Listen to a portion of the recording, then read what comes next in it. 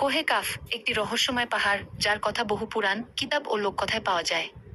বহু যুগ ধরে মানুষ বিশ্বাস করে আসছে যে এই পাহাড় সাধারণ কোনো স্থান নয়, বরং এটি জিন, ফেরেশতা ও এক অন্য জগতের রহস্য লুকিয়ে রেখেছে। কোহে কাফ সম্পর্কে প্রাচীন বিশ্বাস।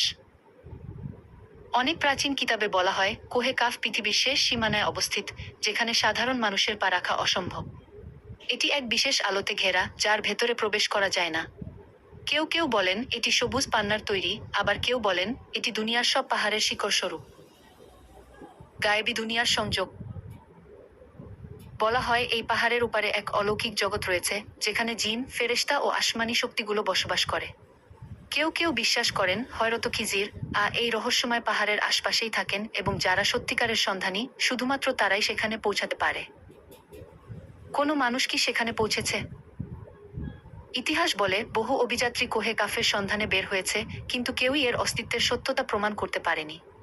কেউ কেউ বলেন যারা সেখানে পৌঁছেছেন তারা আর কখনো ফিরে আসেননি।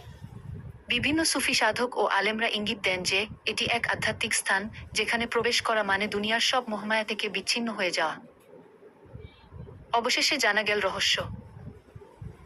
সমসাময়িক গবেষকদের মতে কোহে কাফ আসলে কোনো নির্দিষ্ট ভৌগোলিক স্থান নয়, বরং এটি একটি রূপক অর্থ বহন করে।